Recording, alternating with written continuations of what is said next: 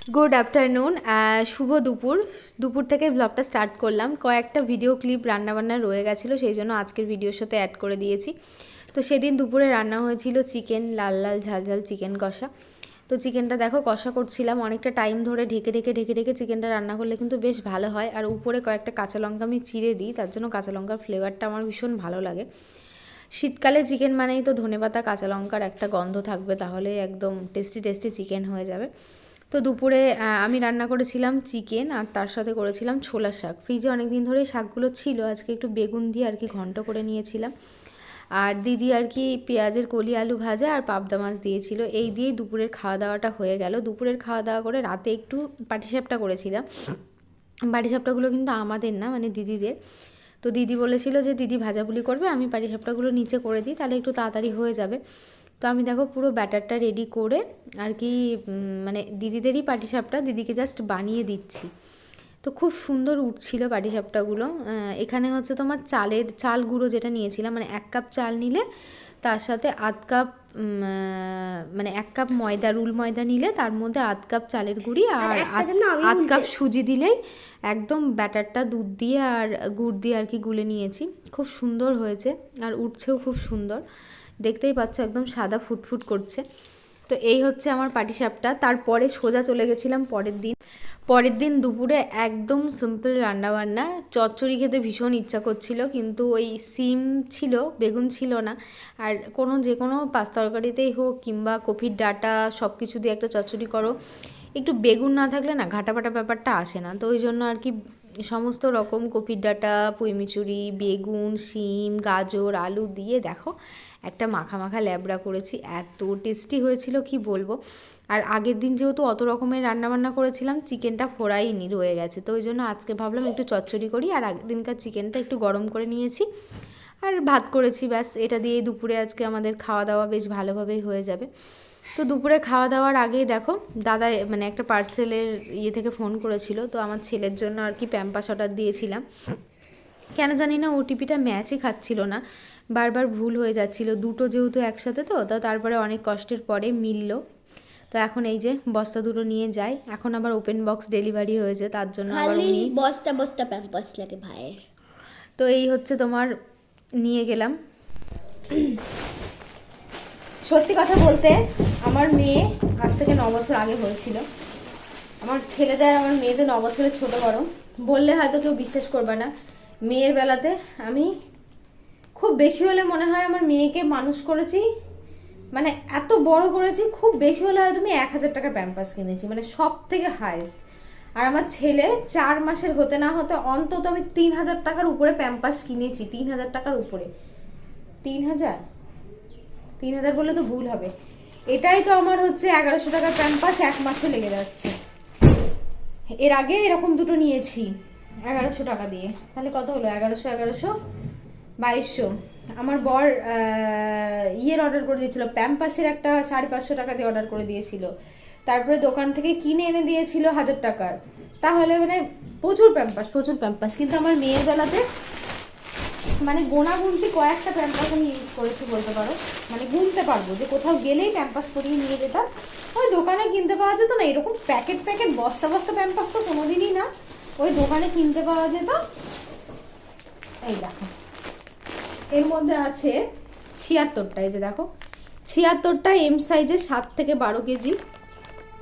7 থেকে 12 কেজি, এগুলো অ্যাকচুয়ালি লেখে 7 থেকে 12 কেজি, কিন্তু আমার মনে হয় না 12 কেজির ছেলে মেয়েদের এটা হবে বলে।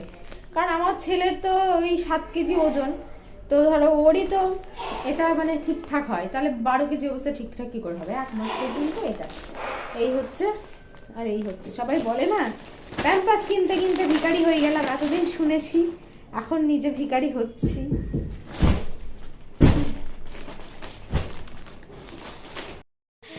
একসাথেই আর কি অর্ডার দিয়েছিলাম এই প্যাম্পাস আর একটা বেবি ক্যারি ব্যাগগুলো ওদেরকে ক্যারি করার জন্য। তো ব্যাগটা আসেনি, ব্যাগটা দেখাচ্ছে কালকে আসবে।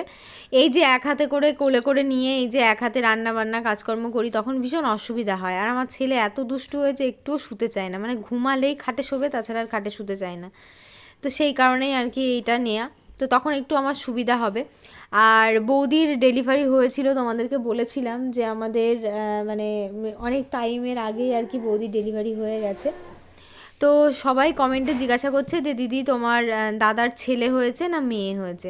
তো আমাদের মানে আমার দাদার ঘরে কোল আলো করে মা লক্ষ্মী এসেছে, মেয়ে হয়েছে। সবাই কমেন্টে, অনেকজন কমেন্টে জিজ্ঞাসা করছো, সবাইকে তো আলাদা আলাদাভাবে রিপ্লাই করা সম্ভব না, তো তার জন্য আর কি ভিডিওতে তোমাদেরকে বলে দিলাম। মানে সবাই আর কি জিজ্ঞাসা করছে, আর সেদিন না আমার বলাও হয়নি, মানে আমার মাথা থেকে এটা বেরিয়েই গেছিলো, যেহেতু অনেকটা সময়ের আগে হয়েছিল। তো যাই হোক, এখনও অনেক ভালো আছে, সুস্থ আছে। যাই হোক, সবাই আশীর্বাদ করো যেন সুস্থ সবলই থাকে ও সব সময়। তো পুচু ঘুমিয়ে গেছে, এখন একটু ওকে ঘুমটা পাড়িয়ে দিই, মানে খাটের উপর জুটজাত করে শুয়ে দিই, জানি না কতক্ষণ ঘুমাবে, একটু ঘুমালেই কাজকর্মগুলো সেরে নেব।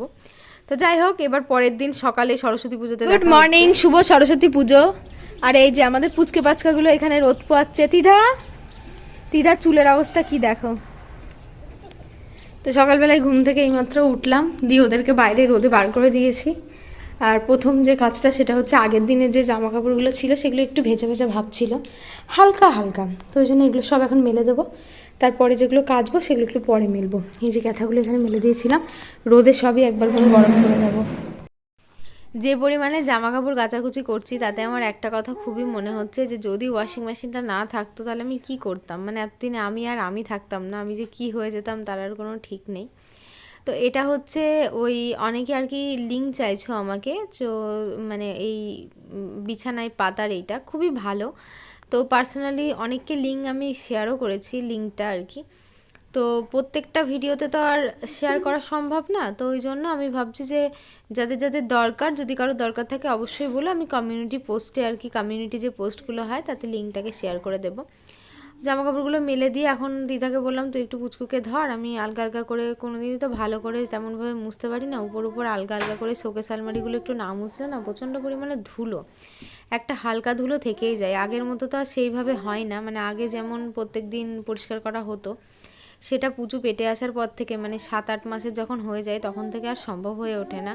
তো এখন তো আরও সম্ভব হয় না, খুবই অসুবিধা, বুঝতে পারছো, ছেলেপিলে নিয়ে সামলানো। তো আজকে যেহেতু সরস্বতী পুজো, আর দিদিদের বাড়িতে সরস্বতী পুজো হবে, কিন্তু ঠাকুরমশাই অনেকটা বেলাতে আসবে, মানে দুপুর 1টার সময় আসার কথা ওনার। তো সেই জন্য সকাল থেকে খুব একটা চাপ নেই, ভাবলাম সমস্ত কাজকর্ম ধীরে সুস্থে গুছিয়ে, আজকে আবার রান্নাবান্নার চাপ নেই, দিদিরাই নিমন্ত্রণ করেছে খাওয়ার জন্য, তো ভাবলাম আজকে একটু সময় আছে যেখানে ভালো করে একটু গুছিয়ে নিই। তারপরে দেখো স্নান টান করে তিধাকে শাড়ি পরিয়ে দিয়েছি, আর তিধা আবার দিদির আলতা পরা দেখে বায়না করছে আমি আলতা পরবো, তো দিদি বললো ঠিক আছে আমি আলতা পরিয়ে দিচ্ছি। তো দেখো দিদি এদিকে আলতা পরিয়ে দিচ্ছে, আর আমি পুচকুকে নিয়ে বসে আছি। মাঝখানে না ওই পুচকুকে ক্যারি করার জন্য ওই ব্যাগটা চলে এসেছিলো, তোমাদেরকে দেখানো হয়নি, তো ওটাতে করেই ওকে আর কি নিয়েছিলাম। বেশ ভালো কমফর্টেবল হচ্ছে, মানে হাতটা ব্যথাই হচ্ছে না, মনেই হচ্ছে না যে ও আমার কাছে আছে। তো এটাতেই এখন কোনো রকমে বেঁধে গুঁধে নিয়েছি কোলের মধ্যে।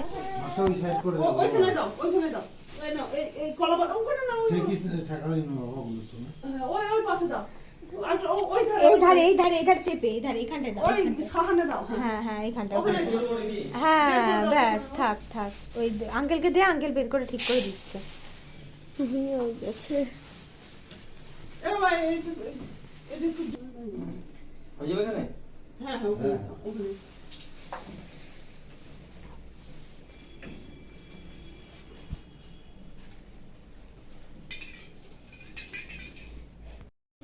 সমস্ত পুজো কমপ্লিট করে লাস্ট পুজো হচ্ছে এই বাড়িতে। ঠাকুরমশাই ডেটটা 1:35-এর সময় ঢুকলো, আর পুজো কমপ্লিট হতে হতে ওই 2টো, মানে ওই 15 থেকে 20 মিনিটের মধ্যে উনি পুজোটাকে কমপ্লিট করে দিয়েছে। আর ছেলেপিলেগুলো সকাল থেকে উপোস করে আছে, ওদেরও ভীষণ কষ্ট আর কি। তো যাই হোক, দেখো পুজোটা হয়ে গেল, এবার প্রসাদ প্রসাদ খাওয়ার পালা আমাদের। সন্ধ্যাবেলায় পড়তে বসার বুদ্ধি দাও ঠাকুর।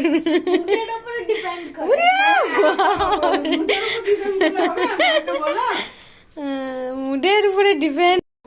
প্রত্যেকেরই একটা আলাদা রকমের নিয়ম থাকে, যেমন দিদিদের নিয়ম পুজোতে একটা গোটা ইলিশ মাছ রাখতে হয়, ইলিশ মাছটাকে পুজো দিতে হয়, তারপরে এই ইলিশ মাছটাকেই আর কি বলকে দিয়ে খেতে হয়। বলকে দেওয়া মানে হচ্ছে কালো জিরে ফোড়ন দিয়ে আর কি ওই ফুটন্ত জলের মধ্যে মাছগুলোকে ছেড়ে দিয়ে বেগুন দিয়ে আর কি ঝোল। আমি অনেক ভিডিওতে দেখেছি যে এরকম অনেকের নিয়ম আছে, তো আমি জাস্ট এই নিয়মটা মানে ভিডিওতেই দেখেছি, আজকে হাতে ফার্স্ট টাইম করব। তো দিদি বললো মাছটা তুমিই রান্না করো। মাছটা আমি রান্না করার পরে দেখো এখানে হচ্ছে খেতে বসে পড়েছি। আজকে মেনুতে ডাল, ভাজা, শাক আর মাছ অনেক কিছু ছিল। খাওয়া দাওয়া করে নিই। তোমরা সবাই ব্লগটা দেখতে থাকো, ভালো থেকো, সুস্থ থেকো, সাবধানে থেকো।